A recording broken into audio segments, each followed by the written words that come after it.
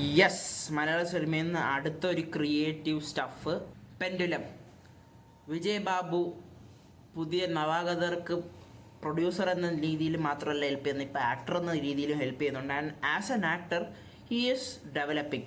അത് ഈ സിനിമയിൽ കാണുന്നുണ്ട്. ഈ സിനിമ ട്രെയിലർ കണ്ടവർക്കറിയാം ലൂസിഡ് ഡ്രീമിങ്ങിനെ പറ്റിയാണ്.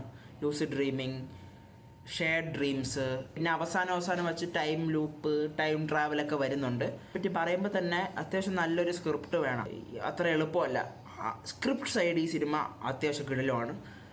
പിന്നെ ഡ്യൂറേഷൻ 1.25 മണിക്കൂർ എന്തോ ഉള്ള സിനിമ. ഒരു ഷോർട്ട് ഫിലിമിനെക്കാട്ടിലും കുറച്ചും കൂടെ ഡ്യൂറേഷനുള്ള പടമായതുകൊണ്ട് തന്നെ അത് ഇതിനെ ഹെൽപ്പ് ചെയ്തിട്ടുണ്ട്. പക്ഷേ ഒരു പുതിയ ക്രിയേറ്ററിൻ്റെ കുറച്ചധികം ഹിക്കപ്സ് ഇതിൽ കാണുന്നുണ്ട്. കുറേ അധികം കണ്ടിന്യൂറ്റി മിസ്റ്റേക്സ് ഭയങ്കര എവിഡൻ്റ് ആയിട്ട് കണ്ടു. പിന്നെ ചില ഡയലോഗുകളൊക്കെ ഇങ്ങനെ കട്ട് പറഞ്ഞതിന് ശേഷം അവരിങ്ങനെ പ്രസൻറ്റ് ചെയ്യണത് പോലെ, ചില കുറച്ച് ഡയലോഗ്സ് ഡ്രാമാറ്റിക് ആയതും ഉള്ളത് മാറ്റി വെച്ചാൽ ദിസ് പടം ഈസ് ഗുഡ് ക്രിയേറ്റീവ് സ്റ്റഫ്. നമ്മൾ എൻകറേജ് ചെയ്യേണ്ട ഒരു സ്റ്റഫാണ്.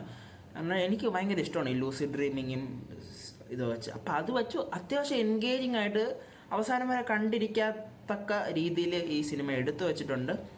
പെർഫോമൻസ് സൈഡിൽ ആരും അത്ര മോശമൊന്നും ആക്കിയിട്ടില്ലെങ്കിലും ഇന്ദ്രൻസിൻ്റെ റോളാണ് അതിനുശേഷം, വിജയ് ബാബുവിന് ശേഷം ഇത്ര ഇഷ്ടപ്പെട്ടത്. എനിക്ക് പ്രത്യേകിച്ചൊന്നുമില്ല. ആസ് എ ക്രിയേറ്റീവ് സ്റ്റാഫ് നിങ്ങൾ ഒന്ന് കണ്ടു നോക്ക്. കുറേ അധികം ഡൗട്ടുകൾ വരാം നിങ്ങൾക്ക്.